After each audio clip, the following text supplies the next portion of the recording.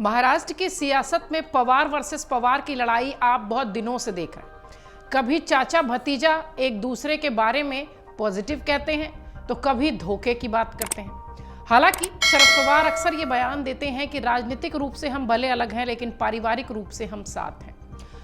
अजीत पवार जब बारामती से अपनी पत्नी को सुप्रिया सूले अपनी बहन के खिलाफ उतारते हैं तो लगातार वो इस बात को भी कहते हुए दिखाई पड़ते हैं कि मुझसे गलती हो गई। लेकिन अब कहानी बदलती दिख रही है, पलटती दिख रही है। सुप्रिया सूले ने अजीत पवार के लिए फिर से साथ आने पर बड़ा बयान दिया है। वो बोली सीएम पद की रेस में नहीं है वो।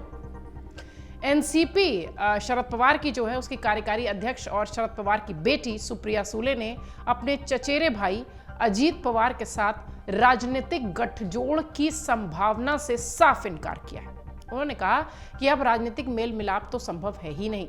सूले ने इसकी वजह विचारधारा की लड़ाई को बताया। सुप्रिया ने कहा कि अजीत पवार और उनकी पार्टी बीजेपी की सहयोगी है। ऐसे में अब दोनों के वैचारिक जो मतभेद हैं वो यूं ही रहेंगे, यानी वैचारिक रसाकशी जो है वो ऐसे ही रहेगी। सुप्रिया सूले ने आने वाले विधानसभा चुनाव में मुख्यमंत्री पद की रेस में बाहर होने की बात कही।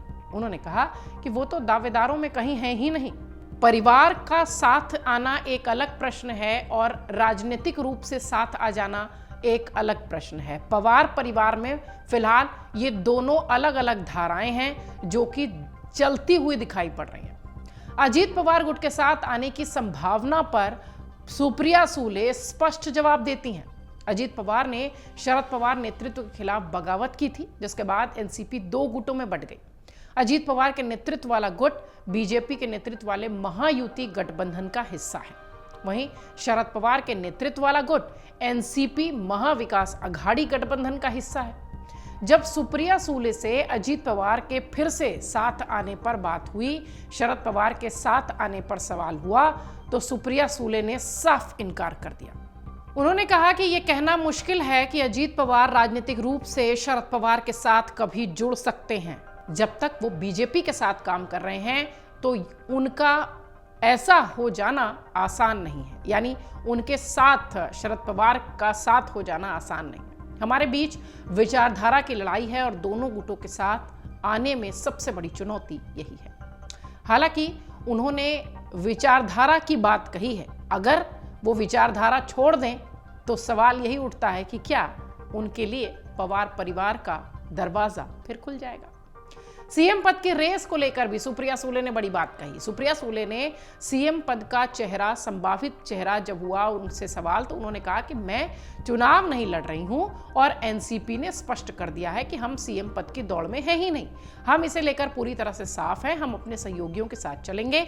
सुप्रिया ने आने वाले विधानसभा चुनाव को लेकर कहा कि लोकसभा के नतीजों ने भ्रम को दूर कर दिया है। लोगों को लगता है कि राजनीतिक पार्टियों को अवैध तरीके से तोड़ा गया है, उन्हें लोगों पर अवैध तरीके से थोपा गया है। हमारी लड़ाई जारी रहेगी।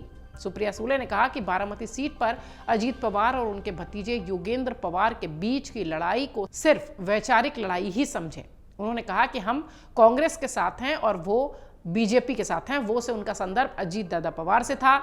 उन्होंने कहा कि हम बीजेपी से लड़ रहे हैं, इसलिए हम उनके सहयोगियों से लड़ रहे हैं। अगला सवाल उनसे कुछ वित्तीय मदद और महिलाओं को लेकर योजनाओं को हुआ तो उन्होंने कहा कि जीते तो लाडली बहन योजना के तहत महिलाओं को और ज्यादा वित्तीय मदद देंगे। एनसीपी के कार्यकारी अध्यक्ष सुप्रिया सूले ने कहा कि विपक्षी महाविकास अघाड़ी गठबंधन महायुति सरकार बनने की योजना लाडली बहन योजना के विरोध में बिल्कुल नहीं है। अगर वो जीत कर आते हैं तो वो खुद ही वित्तीय मदद और करेंगे और बढ़ाएंगे। लाडली बहन योजना के तहत 2.5 लाख रुपए से कम वार्षिक पारिवारिक आय वाली महिलाओं को वित्तीय सहायता के रूप में 1500 रुपए प्रति महीने दिए जा रहे हैं। आने वाले विधानसभा चुनाव में इस योजना को गेम चेंजर की तरह देखा जा रहा है और इसलिए शायद सुप्रिया सूले ने भी इस योजना का जिक्र किया और इसे कहा कि हम तो इसके विरोध में थोड़ी हैं, हम तो इसे और बढ़ाएंगे। इस योजना को लेकर सुप्रिया सूले कहती हैं कि महिलाओं को 1500 रुपए दिए जा रहे हैं, लेकिन साथ ही तेल की कीमतें, मुद्रास्फीति अब इस तरीके से बढ़ चुकी है। दिवाली के दौरान बिक्री में गिरावट आई और राज्य का सकल घरेलू उत्पाद भी अच्छा नहीं है। महिलाओं के खिलाफ अपराध बढ़ रहे हैं। सूले ने कहा कि कांग्रेस सरकार महिलाओं के लिए संजय गांधी निराधार योजना लेकर आई थी। हमने छत से चिल्लाकर नहीं कहा, बल्कि जरूरतमंदों की मदद की। सुप्रिया सुले का सीधा हमला एकनाथ शिंदे की सरकार बीजेपी पर। सुले ने कहा कि हम जीते तो इस योजना के तहत वित्तीय मदद को और बढ़ाएंगे।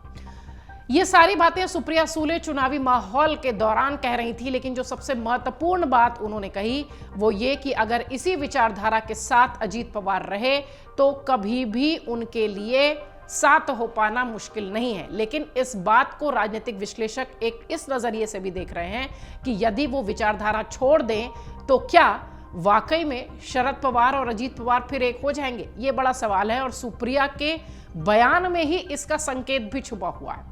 अजीत पवार आप सब जानते हैं चाचा से अपने बगावत करके महायुति का हिस्सा बने, उप मुख्यमंत्री बने और रातों रात पार्टी बदलने और कुर्सी पर बैठने का जो उनका इतिहास रहा है वो हमेशा से सुर्खियों में रहा है। महाराष्ट्र के पॉलिटिकल क्राइसिस के लिए अजीत पवार को अक्सर जाना जाता रहा है। लोकसभा चुनाव के बाद अगर आप देखिए तो जिस तरीके से अजीत पवार की एनसीपी को कम सीटें मिली, महायुति के लिए थोड़ी परेशानी वाली स्थिति दिखाई पड़ी लोकसभा चुनाव के बाद। उसके बाद से ही चर्चा ये होने लगी कि हो सकता हो अजीत पवार अब महायुति का हिस्सा ना रहे और बीजेपी की छत्रछाया से अलग दिखाई पड़े।